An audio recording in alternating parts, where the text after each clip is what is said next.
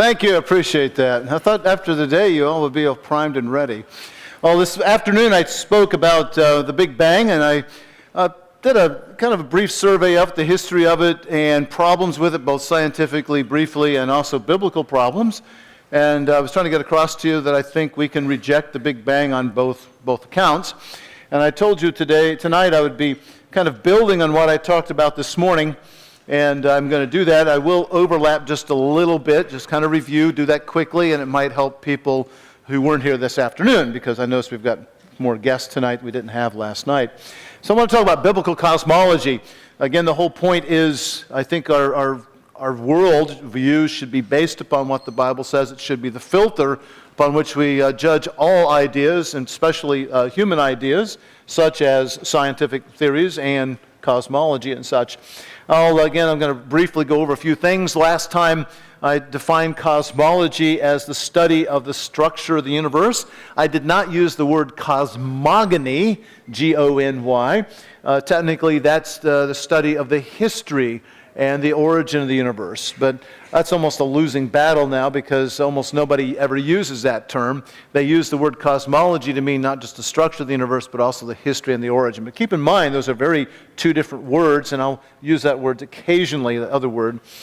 And if we're going to try to build a biblical cosmology, that helps to find out what kind of information we have to deal with. So I would turn very quickly to the cosmic and astronomical facts or information given to us in the creation account in Genesis 1.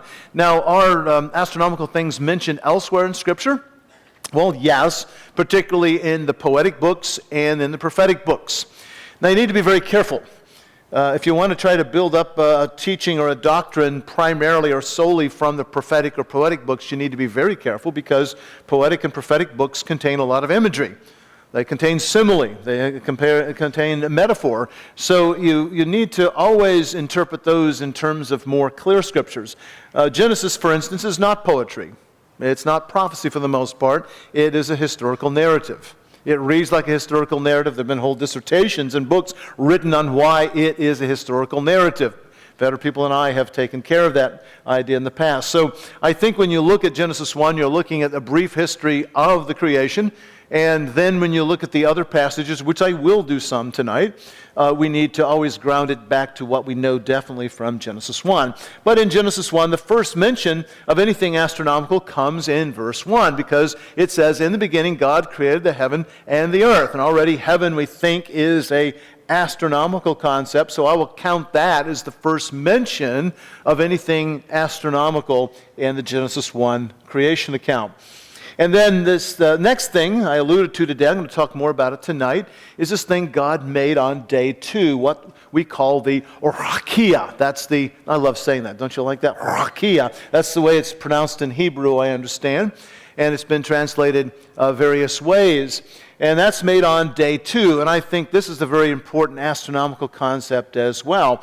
And then finally, we see that on day 4, God made the astronomical bodies.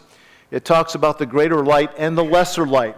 Obviously, it's talking about there the sun and the moon. It's interesting that God doesn't use the names sun and moon in Genesis 1. Why is that?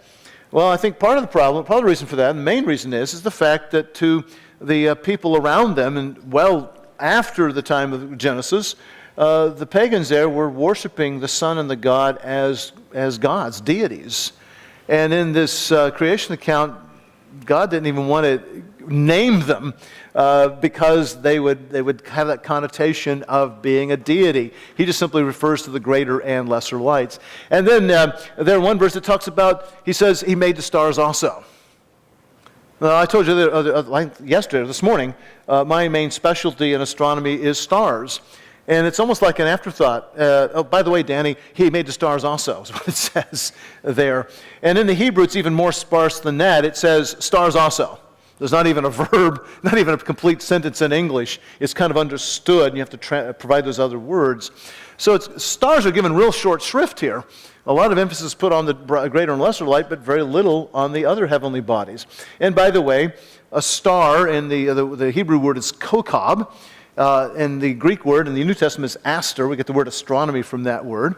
And the The word there, star, refers to any luminous point-like object in the sky. That would discount the sun and the moon. They're a bit different. But that would include the stars as we know them today. It would also include the planets. I mentioned before 5 naked-eye planets. It also would include comets. They're known as hairy stars. That's what the word comet means. A comet, it comes from the Latin word for hair. We get the word comb.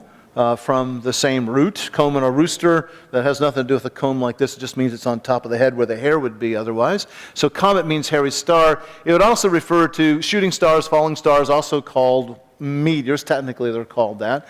And they're not actually stars, are they? At least in the modern parlance. Already we're in trouble. Some people read this and they think that when the word star appears in the Bible, it means star as we mean it today. But that's not what it meant to the original writers and readers of those words. You've got to be very careful. That's an example of what we call equivocation. You all familiar with that term? Equivocation. You tend to use a word 2 different ways in the same, well, I'll give you an example of that.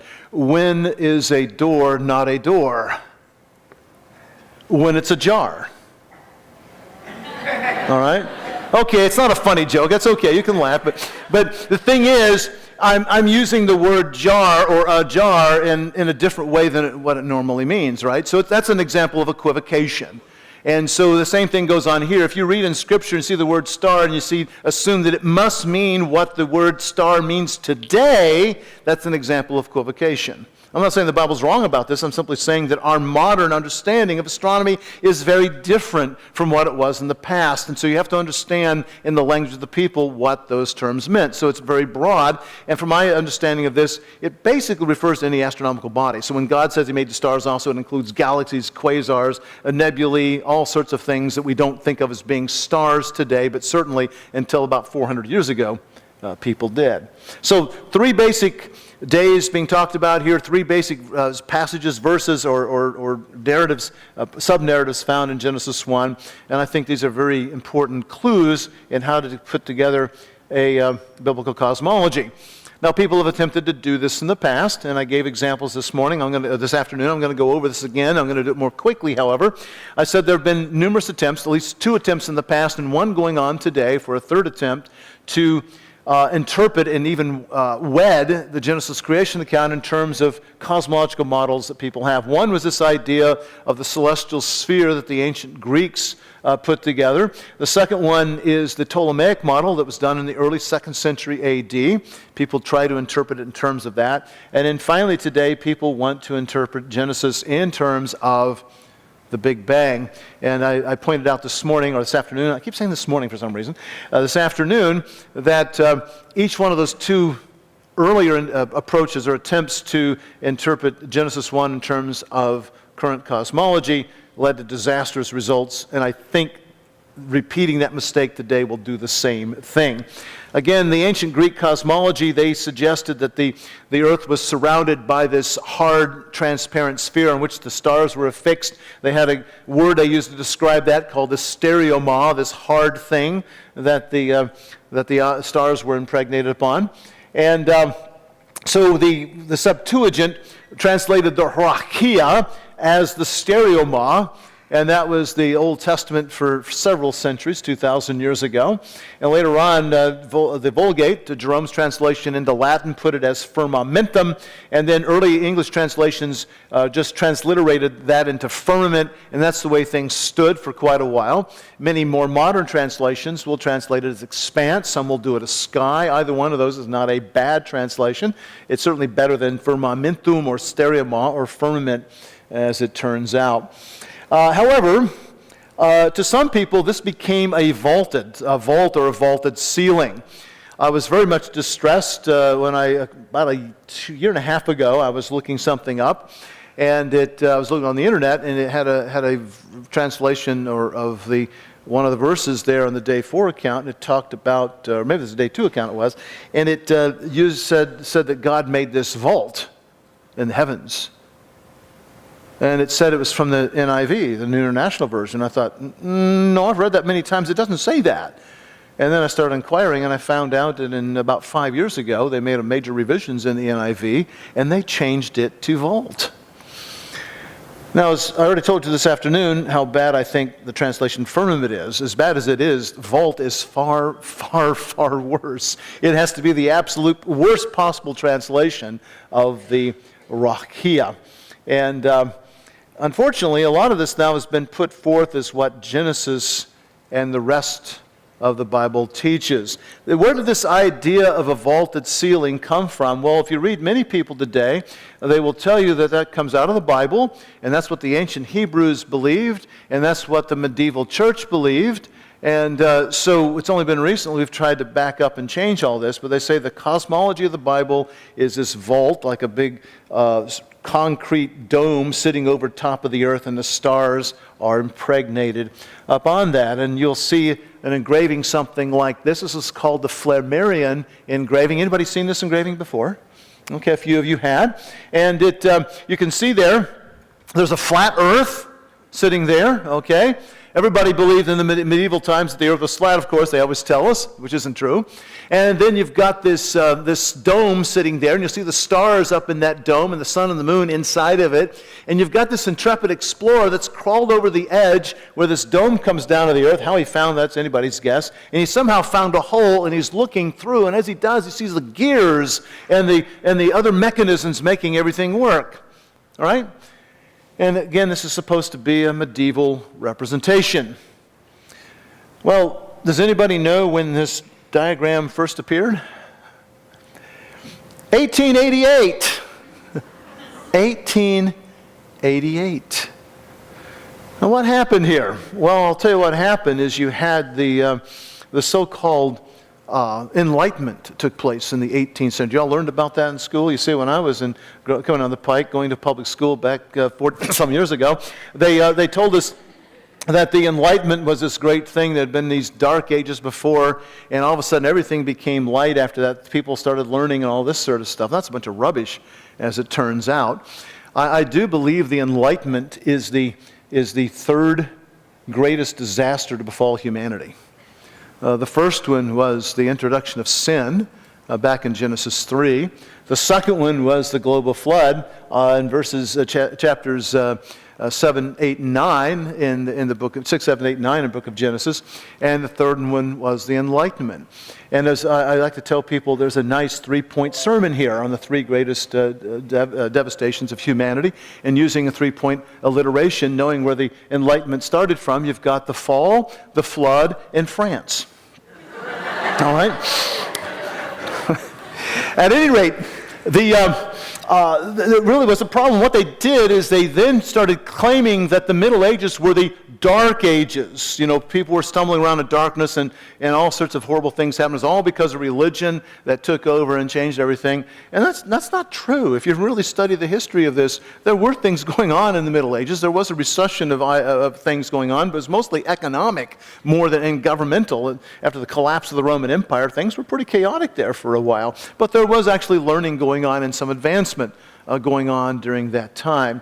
And it was the Enlightenment when they hijacked science. It was developed in the 17th century. 18th century rationalists and humanists took over. They hijacked the bus and claimed science as their own. Man's rational thought produced all that. Don't have time to develop that, but actually Christianity actually was the thing. Biblical Christianity, Protestant Christianity of Northern Europe is what birthed modern science. And the atheist took it over at that point. And they weren't content to let it go there. They then declared war on Christianity and declared the Middle Ages to be the Dark Ages. By the time you get into the 19th century, they begin talking about the supposed flat earth, as you see right here, and the vaulted ceiling. And that's when you started seeing, in the late 19th century, these diagrams of biblical cosmology with a vaulted ceiling over top. And it didn't come from Bible expositors. It came from skeptics and critics. And it's been in my lifetime that supposedly biblical people have adopted that false notion. They haven't done their homework. They've not really looked behind all of this. It's kind of a sore spot for me. And I'll mention a little aside here.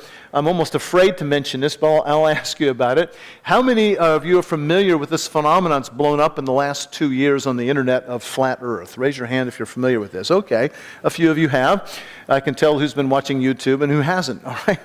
And this is something I've been battling. I became aware of it about 15, 16 months ago, and I've written several articles on our website at Answers in Genesis. You can go there and check it out if you'd like.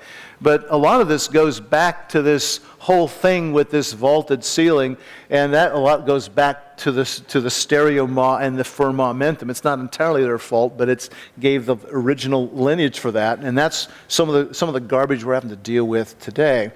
And then finally, the Ptolemaic model. I showed this figure this morning very briefly, how that the planets go through very odd motion. The planets seem to move forward in a west to east motion, and then periodically they stop and they move west to east to west, what we call retrograde motion, and then they go forward again. And the way Ptolemy explained this is on the basis of two motions going on. A planet, like you see on this little red dot representing Mars, goes on a smaller circle we call an epicycle, and that epicycle then moves simultaneously on a larger circle we call a deferent. And if you adjust the sizes of those two circles and the speeds of the motion, you can replicate the observed motion of Mars and the other planets pretty accurately. And this was the standard model for a long time. It finally collapsed 400 years ago. It was geocentric with the Earth at the center. And at that time, many people began to question 400 years ago, well, maybe the Earth is not at the center, at least the solar system. It was adopted by the Roman Catholic Church. You know, this was going back really before the Reformation. And it started with Thomas Aquinas, 13th century, but even that can be traced back to the roots a little bit to Augustine, 600-700 years before Aquinas. Augustine was a Neoplatonist, and he brought in Platonic thinking into his interpretation of Scripture and doctrine. And Augustine is a bit of a mixed bag. Some people, he had some good things and he had some bad things, and he wrote over a long period of time and he changed his mind on things, but there are still some problems. He tended to over-allegorize things. He also tended to, his ideas on creation were pretty bad, I think, in many respects. And then bringing in Platonic thinking opened the door later on for Aquinas to bring Aristotelian thinking into the whole mix. And with the Aristotelian thinking came the Ptolemaic model. And the Roman Catholic Church then began to wed their theology and their teachings with the Ptolemaic model. And that led to all sorts of problems. Led to the Galileo affair 4 centuries ago. It actually came to fruition around 1632 or thereabouts. He actually was able to pursue his ideas for a good 2 decades without really getting into too much trouble. And it was not the theologians that complained. In fact, the theologians could not be bothered at all. And it was really a question, it was not religion versus science, but really science versus science, because it was the other scientists who complained. Now, he wrote a book called The Dialogues. It was a discussion between 3 people. One was a geocentrist, a Ptolemaic model guy, and one was a heliocentrist, and the other guy was supposed to be the neutral moderator, but he wasn't exactly neutral in all of this. It was pretty heavy-handed. And he wrote this in Italian. At that point, most scientific treatises were written in English, in Latin, but he wrote in the common language of Italian because he wanted more people to be able to read it. And the person who was a geocentrist in there, his name was Simplicio. Yeah, you figured out how that roughly translates in the English, haven't you? That isn't too good, and people got upset about that. If you are disagreeing with somebody and they go around, they write a little allegory, and they have a character that identifies with you, and his name is Simpleton, you're going to be kind of offended. You know, Galileo was a jerk. He really was. He treated people pretty badly. So he was forced to put a little disclaimer at the beginning of the book, saying, what you're about to read here is a fantasy. Now, of course, that's not what he meant, but he was forced to write this. And then he said, as any fool knows, the earth does not move, but instead everything moves around the earth. Did you catch that? He said, what you're about to read is a fantasy. As any fool knows, the earth does not move. That's subtle, isn't it? You missed it the first time through, didn't you? He's saying, if you disagree with me, you're a fool. Then you wonder why Galileo got picked on. And it took 2 decades for people to really get worked up. Long story there, but again, it was the scientists who complained, and they finally brought in the authority of the Roman Catholic Church to shut him down at that point. And then we have the Big Bang comes along in the modern world, the last half century, really.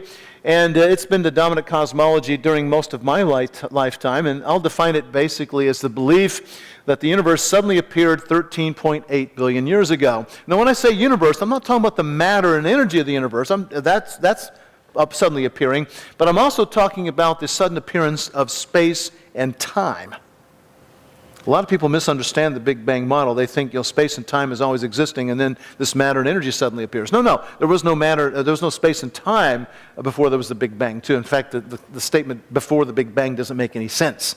Sometimes I would be asked, well, what was here before the Big Bang? And I'd tell people, well, here wasn't here then, and then wasn't then either. All right, so if it starts being kind of philosophical and beyond you, well, I don't think anybody truly understands this stuff. And then the universe came into existence rapidly expanding, and it's expanded and cooled into the universe we see today after all this time. And this morning I spent some considerable time looking at the biblical and scientific issues, and I think I try to lead you to the conclusion that it's got some bad science going on here, and it's certainly got some bad exegesis going on here. So I think as a Christian I can reject the Big Bang on two counts. It's not scientific, it's not good model, and it's also not biblical. Big problem there. So if the Big Bang is not the correct cosmology, then what is? And here's another question. I showed you one of these plots this morning. This is the CMB, the cosmic microwave background. This is the big proof, supposedly, of the Big Bang, discovered in 1965. It's this field, this radiation field coming at us from every direction in space, over in the microwave part of the spectrum, very uniform with slight variations in it.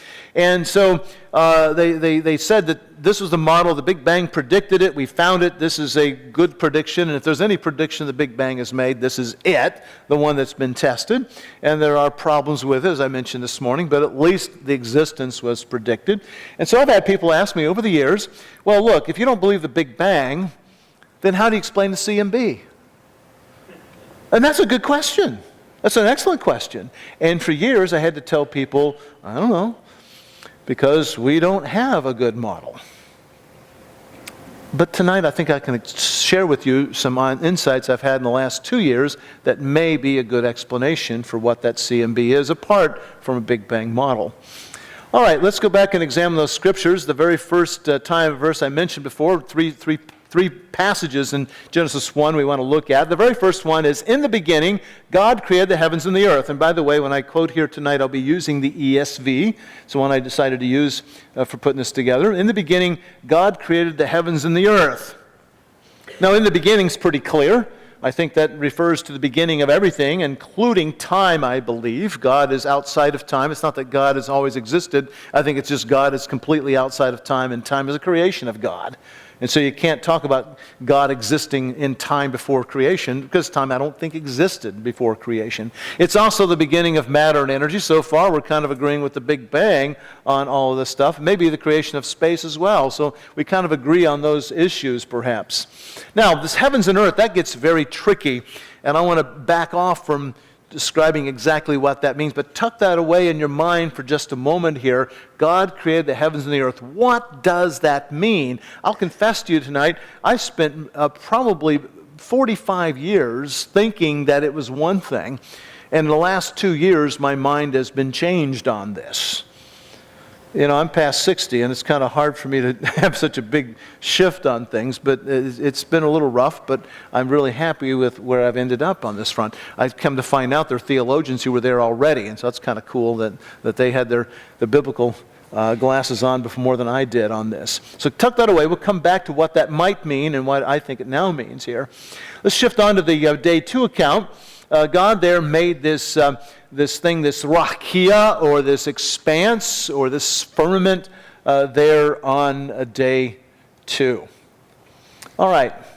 In fact, let's just put up Genesis 1, 6 through 8, and let me read that. It says, "And God said, let there be an expanse in the midst of the waters, and let it separate the waters from the waters.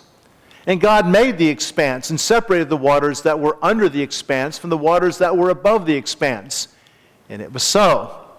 And God called the expanse heaven, and there was evening, and there was morning, the second day." That's the entire day 2 narrative. Just a few verses, not a lot of details. Do you see a couple of words that keep popping up again and again and again in those few verses? What do you see? Water comes again and again, right? And expands again and again. That's interesting. You ever thought about how significant water was in the creation? I didn't read verse 2 tonight, but it says, and drawing a blank all of a sudden, in the beginning God created heaven and the earth was without form and void. That's in the King James at least. And the Spirit of God was moving upon the surface of the water. Now, waters are actually mentioned twice in verse 2. It says explicitly waters. God was moving over the surface of the waters. But water is also mentioned elsewhere. It says over the deep. And the deep there, the Greek word is abysso, which we get the word abyss. It's talking about water, very deep water at that point. So actually, water is mentioned twice in verse 2. And then if you go to here in verse 3, it's mentioned, day 2, water is mentioned repeatedly at this point. On the day 3 account, the dry land appears when the waters are gathered in one place to form the seas. If you go to 2 Peter chapter 3, it talks about the water, the heavens, the earth being created in the water and out of the water, and that water was stored up for wrath, and so that the flood came as a judgment upon the world, and it compares that flood of judgment to the coming judgment by fire. You see, water is very important in the early biblical cosmology. If I were going to be talking about the earth like a geologist might, I'd talk about this water a whole lot. But I can't avoid it because this thing made on day 2 separates those waters, and how I decide what the separator is, the expanse, tells me where the water is. Or if I decide what the water is, it may tell me what the expanse is. I'm stuck. I've got to talk about this water in some extent. All right, let me just summarize a few observations here. First of all, I've just very quickly gone through day 1 and day 2. And it mentions waters above, and it's very important to me to identify where those waters are. Are those waters still there? Can we see them? If they're not there, what happened to them? All sorts of questions come up. I need to know what they were initially before I can talk about what they might be today. And then it says, I'll skip ahead a little bit. In day 4, God made the heavenly bodies, or the stars, on day 4. So the stars aren't in the picture yet. Whatever this is, the stars aren't there, won't be for a couple of more days. Now, this is interesting. This struck me a number of years ago when I read this. This got me thinking down the path to get this. But God says that in the beginning, God created the heavens and the earth, and many people interpret that to be the beginning of day 1. But then it explicitly says in the day 2 account that God created this rakia, and he called it heaven. So doesn't that put us in the curious position of God creating the heavens twice? Again, if you believe that Genesis 1:1 is a creative act at the beginning of day 1, where God says he created the heavens and the earth, then you got heavens created at the beginning of day 1, but then you come to the day 2 account, he makes this thing called rakia, and he calls it the heaven, and so God's made heaven a second time. Well, we got a problem here, don't we? I don't know how many times I read through that, and I just never caught that. Once you see it, it's pretty obvious that there's a problem here. So how do you resolve this issue? Well, that's very important, and what I wanted to show you this evening on all of this. Before I do, let's talk about a couple of the words here. Firmament and heaven are equated, so maybe we ought to talk about those just a little bit. I said the word firmament actually comes from the word rakia, and this morning I mentioned it occurs this afternoon, it occurs 17 times in the Old Testament. That's not a lot of occurrences. Many times you can figure out what a word means by how often it's used and how it's used. The problem is it's only used 17 times, and over half of those, 9 of them, occur in Genesis 1 alone. The other 8 times are kind of scattered throughout the Old Testament, and I'm convinced that most of those are not even talking about the same thing that's referred to in Genesis chapter 1. The word heaven's a bit different. It's the Hebrew word there is shemayim. Anybody, young people here, I don't want the seminary people to jump in on this one. Do you notice anything about this word that tells you something? Anybody? Look at the last couple of letters on that word. Anybody know, not the seminary people, but the kids? Y'all know what that im ending means on the word? Yes. Yeah, you should have just shouted it out. You don't have to raise your hand, okay? You're right. It means it's a plural form. You've heard of cherubim and seraphim. Those are a seraph and a cherub is one, and if you've got more than one, you've got seraphim and cherub. It's funny when you see seraphims and cherubims. It's just an unnecessary plural on all of this. Now, what's interesting, it's a plural word, but there is no singular form for it. There are actually some words in Hebrew. I'm not a Hebrew scholar, don't get me wrong. I just know people who are, and I talk to them all the time. There are other words like this in Hebrew. It's not real common, but there are enough of them. And they have a plural form, but they can be used in the singular. Now, we have something like that in English. Can you think of a noun that can be both plural and singular? What?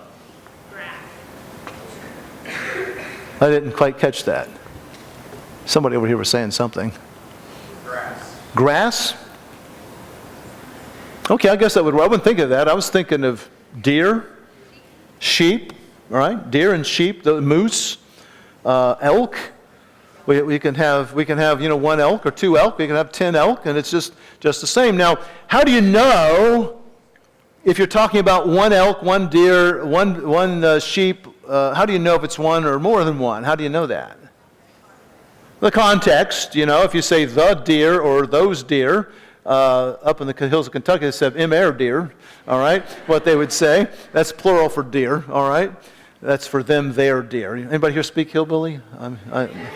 I descend, I tell people, and it's true, I descend from 5 generations of Kentucky hillbillies. My parents thought the Beverly Hillbillies was a documentary. So I understand hillbilly pretty well. I'll tell you a sentence in hillbilly. Ready for this? Got to patch your back for a piece of baller. Anybody know what I just said? What? No. I just told you I'm growing some tobacco some distance up this hollow. That's what I just said. Okay, it's hillbilly. Anyway, that's neither here nor there. It has nothing to do with all this. At any rate, I get distracted easily, but I come back to the track. All right, so usually in English, you can tell by the context if you've got some articles on it, or if it's a subject of the sentence, you would say the deer is or the deer are, and that would be pretty clear. You're talking about one or more than one, pretty clear. And those rules of grammar can hold up in Hebrew, so I understand. So if the word shemayim occurs as the subject of the sentence, it's real easy to figure out if it's singular or plural. And it only occurs 420 times in the Old Testament, so that'll be real easy, right? Except I think it's a subject only twice, as it turns out. It's the object in almost every instance of the thing. And from being the object, you really can't tell. And so if you look at Genesis 1:1 in different versions, some of them will say, in the beginning God created the heaven and the earth, heaven, singular, and some others will say, in the beginning, God created the heavens and the earth. Which one's right? Which I knew, all right? It's just a matter of the sense of the translator, and you can't avoid that. Translation is not an easy sort of thing. Biblical translation can be very tricky in some places. And to most people, it doesn't matter. But to me, as I'm trying to build a biblical model of astronomy, I really want to know, is it talking about one or more than one, or does it matter? In English, it matters, but in Hebrew, apparently, it doesn't. By the way, it's translated 398 times as either heaven or heavens, the other 22 times as sky or lofty things ahead, but mostly as heaven or heavens. That's in the King James. It would be very different in other translations. So, not a lot of help there, perhaps. Now, the day 4 account is interesting because it uses the two words together, the rakia and the shemayim. For instance, in verse 14, it says, let there be lights in the rakia of the shemayim, or expanse of heaven, or firmament of heaven. All right? Now, you go to verse 15, and it says the same thing almost. It says, and let them be lights in the expanse of the heavens, or let them be lights in the rakia of the shemayim. Same structure, same words appearing. And then a third time in the day 4 account, and God set them in the expanse of the heavens. God set them in the rakia of the shemayim. So keep in mind that in verse 8, God had just made this rakia, and he equates it. He says, okay, I'm going to call this rakia the shemayim. I'm going to call it heaven. And then you get to day 4, and he says 3 times, I'm putting these lights, these luminaries, these astronomical bodies, in this rakia of shemayim, that is the firmament of heaven. Now, when you do something 3 times, it kind of suggests to me it might be important, right? As if there's any doubt, I think God is signaling to us that the place where I put the astronomical bodies on day 4 is the thing I made on day 2. Now, that was a big eye-opening thing for me when I saw that finally for the first time. I don't know, countless times I read this and it just escaped me on this. I'm sad to admit that, a little embarrassed to admit that. But that was quite an insight for me to understand that I think this thing on day 2 is talking about the place where the heavenly bodies go. Now, on day 5, verse 20 of chapter 1, he uses that same construction talking about creating the flying things, the birds, if you will.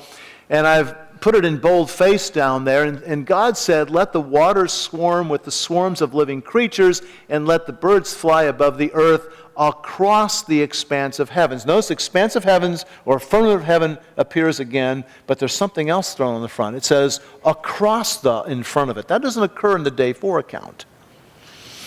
And again, I've talked to some Hebrew people, and they tell me, well, in order to explain this properly, it takes about a paragraph to get it right. And the best I can understand picking the brains of Hebrew people, is that this is talking about the near face of this thing that God made on day 2. The stars of day 4, definitely, the astronomical bodies are placed inside of this thing made on day 2. But when it comes to the birds, they're described as flying across the near face of this thing, kind of in front of it, as it were.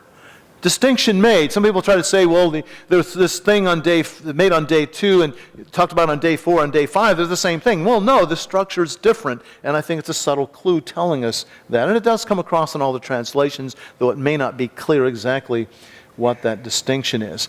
So I'm starting to think that there's this equation going back to the day 2 account, reinforced on day 4, suggested in day 5. Consider Psalm 19. The heavens declare the glory of God, and the sky above proclaims his handiwork. Now that's again from the ESV. The King James, I think, might be a little clearer here. I think I can quote it. The heavens declare the glory of God, and the firmament shows his handiwork. See, the word there, translated sky in the ESV, is that rakia all over again. It's one of those other 8 occurrences found in the Old Testament. Now, Psalm 19 is interesting because it comes, what kind of book is it classified as? It's a poetic book. There are 5 poetic books. And, Hebrew poetry, very ancient Hebrew poetry, is very different from our modern English poetry. We rely upon meter quite a bit. Rhyme scheme might be there. We have all sorts of other alliteration, things like this. But Hebrew poetry doesn't read like that. The ancient Hebrew poetry worked on parallels and contrasts. You look at the Proverbs, they'll say the wise man does this, but the foolish man does that. It's a contrast between the two. Or it might say the wise man does this, and then it says the wise man does it again. It does it a different way. It's a parallelism or a contrast showing up. And there's an example of this here. The first word there is, the first phrase is, the heavens declare the glory of God. And the second phrase, and the firmament shows his handiwork. It's a parallel structure, isn't it? And for this parallel structure to work, it can only work if you have an equation between the heavens and this rakia or expanse or sky between those two, right?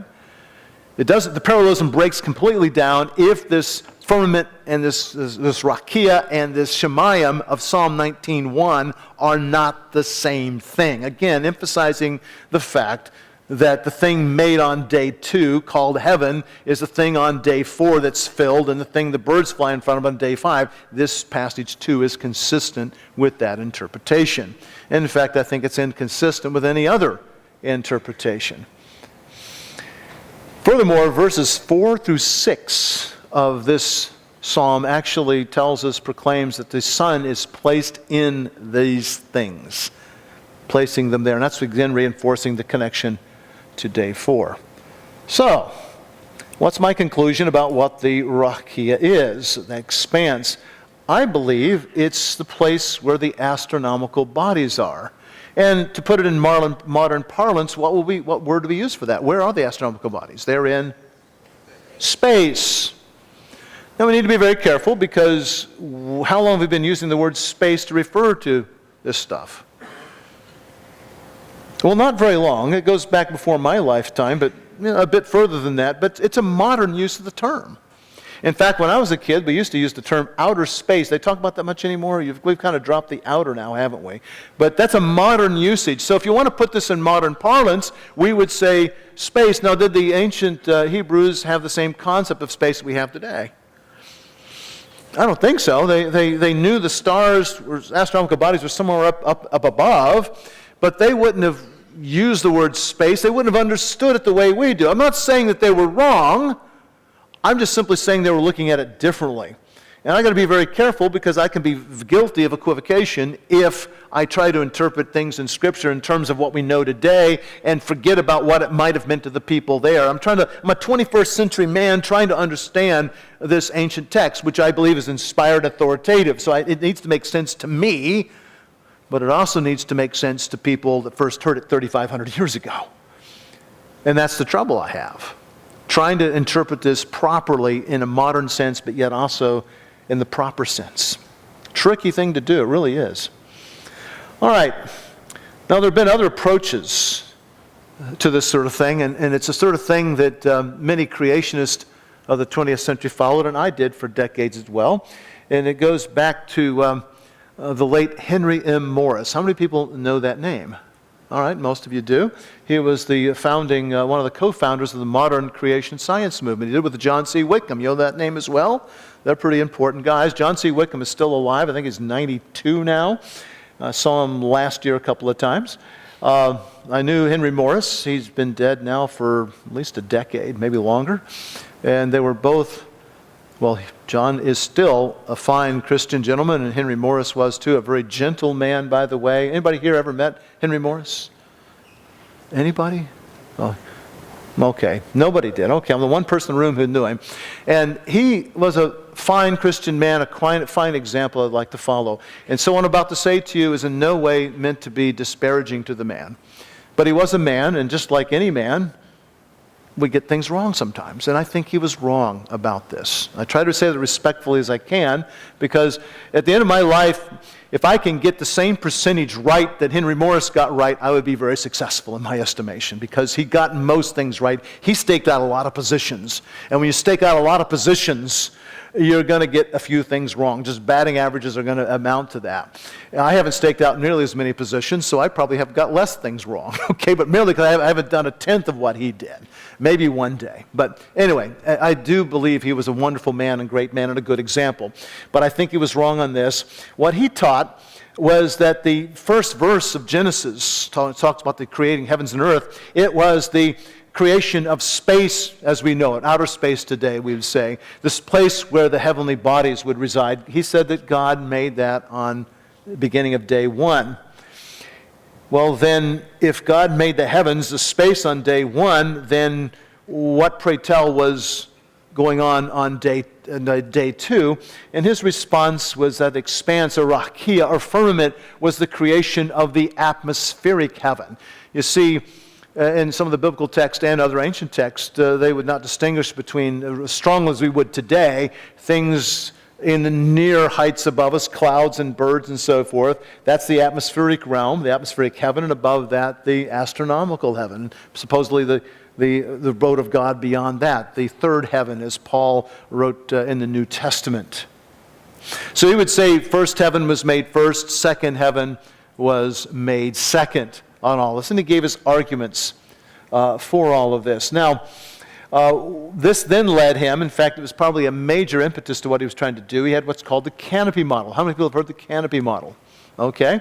It's this belief that before the flood, we had on day two, God made the atmospheric heaven, and he placed water above it. So this water was right above the atmosphere and of the earth. And this water then did a lot of cool things. Supposedly, it protected the earth from getting harmful radiation. And the harmful radiation causes damage to skin cells and other parts of your body. And so it's blocked. It also would provide a uniformly warm temperature. And he also believed that it didn't rain before the flood, and I disagree with him on that. This somehow would prevent that from happening. Had a whole model based upon this canopy.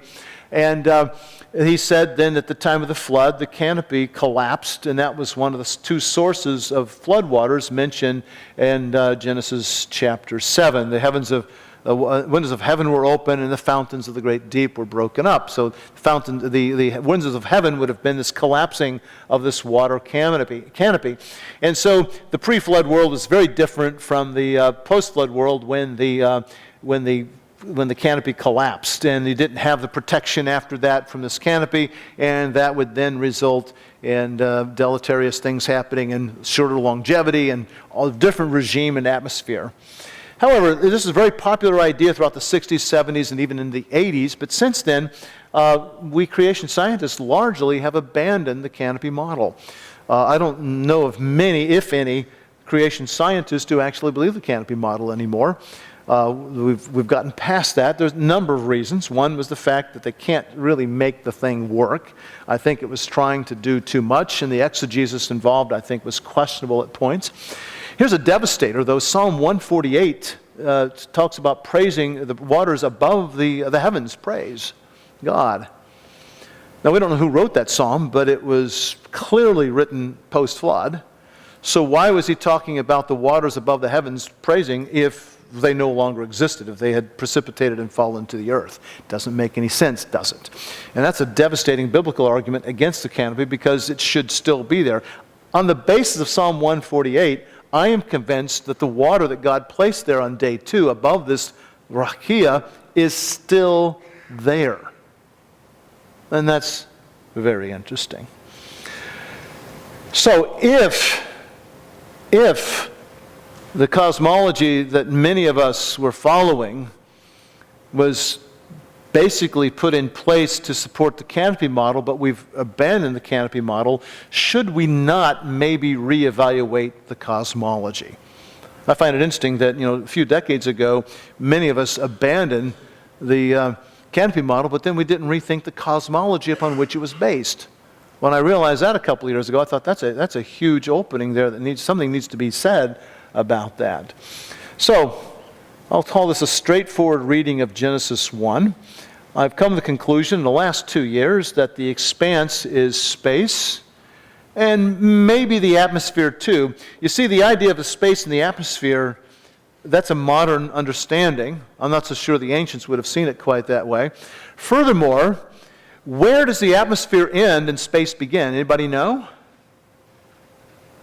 There is no clear definition, because you go upward, if you go to higher elevation, the air gets thinner and thinner and thinner. It keeps getting thinner and thinner. Satellites that are up hundreds of miles, they're still going through the very upper layers of the atmosphere.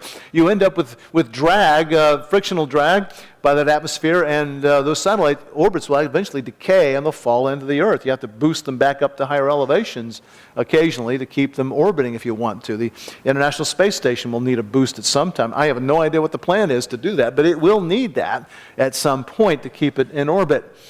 So, one definition is it's 50 miles up, another definition is it's 62 miles. That's 100 kilometers.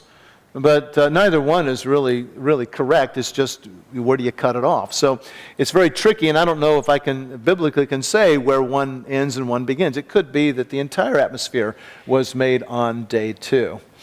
All right. So then if space is not being created on day 1, then, in verse 1, then what is verse 1 really talking about? And it turns out the term heaven and earth is what we call a merism. A merism is a figure of speech that involves everything. You can search high and low. What does that mean? You searched way up here and way down there, nowhere in between? No, it means you searched high and low and you searched everywhere in between, right? We even use heaven and earth today. We can move heaven and earth to make something happen. It means we've done everything possible. How about lock, stock, and barrel? That refers to a firearm. You've got 3 parts, the lock, the stock, and the barrel. And if you've got all 3, you've got the whole thing, don't you? So the term heaven and earth is a merism which encompasses everything. And by the way, that merism is used elsewhere in the Old Testament to refer to everything. So what you have is a statement at the very beginning. It says, God made everything. You see, ancient Hebrew doesn't have a term like we have today for a single word for the universe. Today we say universe, but again, that's a fairly modern word as it turns out.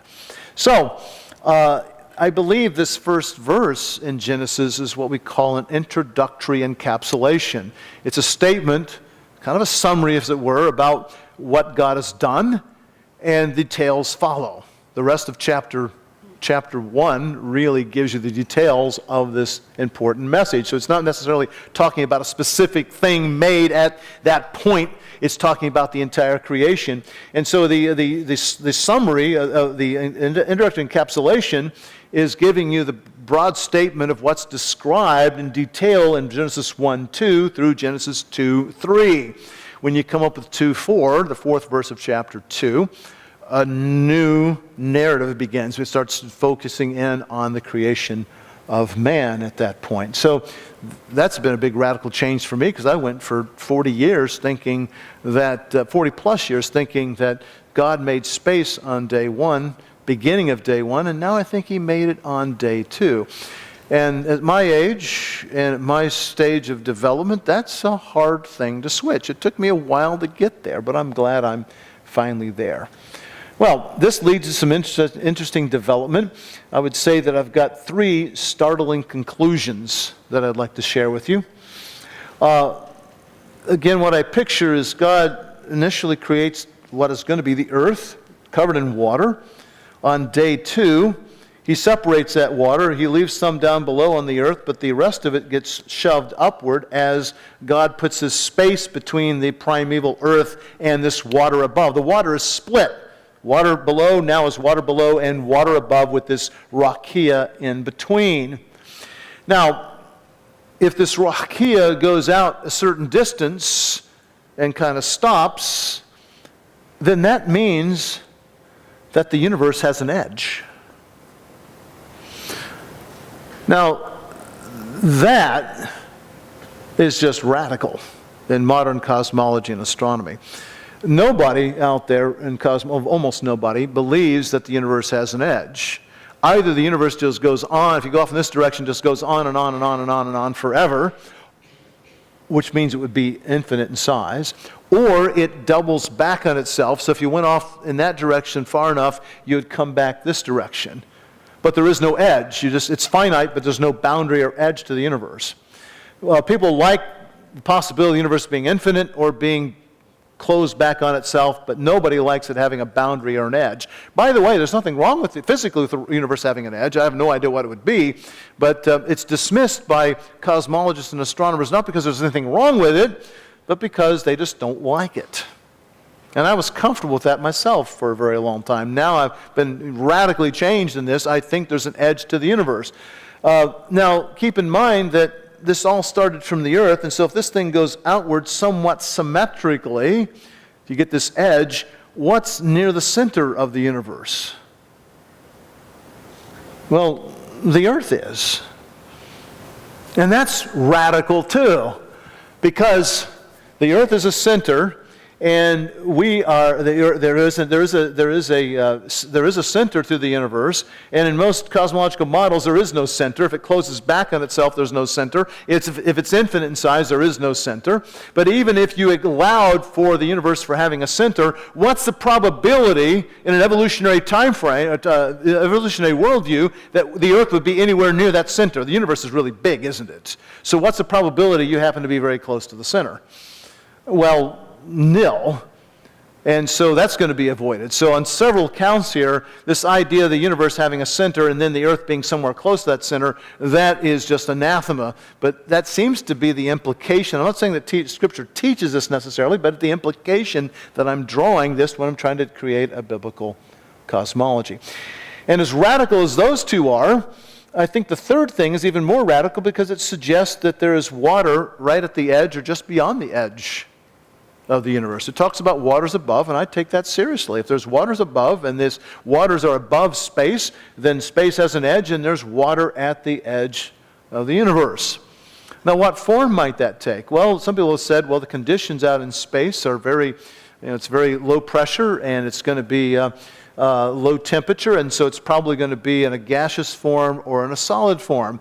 The only problem is that the word shemayim there for water means liquid water. Again, today we understand that water has three phases, solid, liquid, and gas. But in the ancient terminology, gas and ice were two different things from water.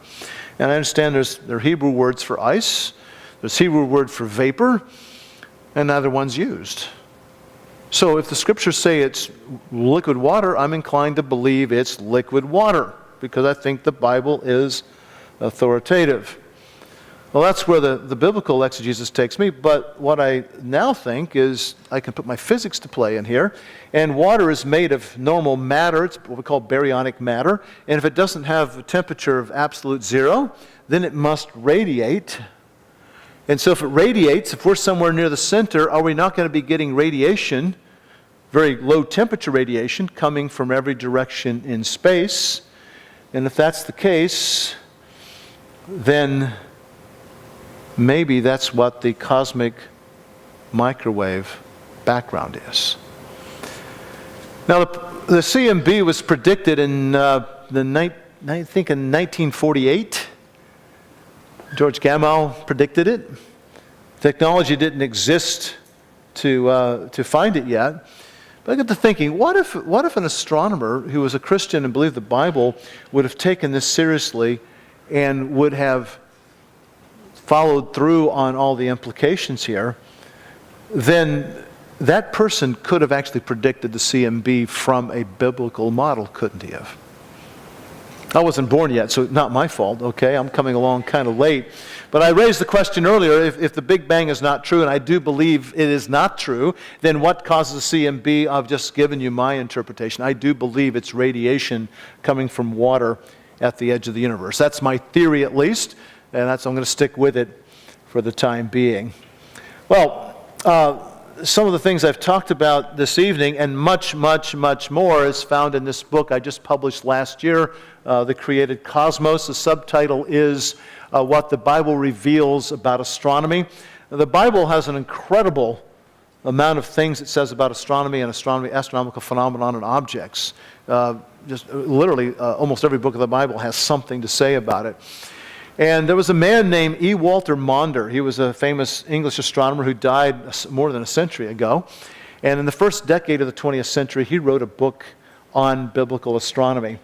And I discovered a few years ago, I found this book and I read the book and I thought it was fascinating, but it occurred to me that in more than a century, nobody has attempted to write another book. It needs some updating, I think, after a century or more.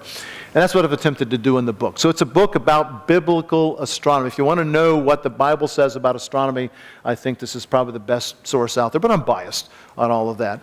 I am working on a companion book. It will be out later this summer, and it will not be a sequel, but a companion book where I talk about the science of astronomy and creation tying together. I've kind of begged off in this book. We have the book for sale at our book table out there. I hope you'll come by. I have other things, some of my stuff and other things to sell as well. And I thank you for your attention.